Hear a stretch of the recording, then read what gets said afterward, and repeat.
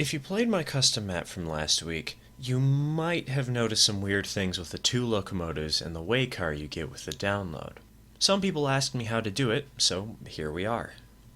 This is actually possible in the vanilla game. As you're purchasing a car or locomotive, if you type in the text on screen right now, which I will refer to as a break for clarity's sake throughout the rest of this video, it makes an indent.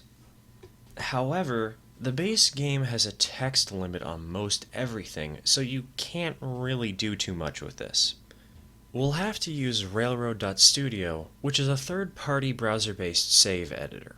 By going to the Frames tab, you can select and modify your equipment in a variety of ways. For names and numbers, this will automatically ignore the character limit. Just make sure you hit the green download symbol to save your changes, or else you're going to have to redo everything. Before you go hog wild with Railroad Studio, you should know what limits you need to avoid to keep things looking clean. Here's some basic rules to try and follow. If you want things to be visually separated, add an appropriate amount of breaks.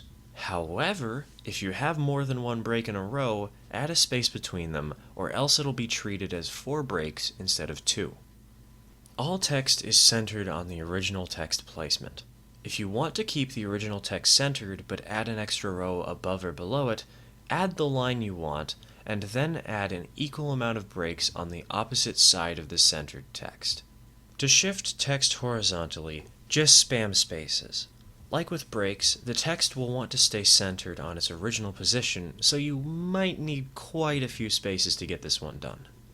Once you have the text how you like it, or, well, honestly, in a good enough state to test it out in-game, hit the yellow download button, install your save like in the last video, check the car or locomotive in-game, and see how messed up it is, and then go back to Railroad Studio and try again.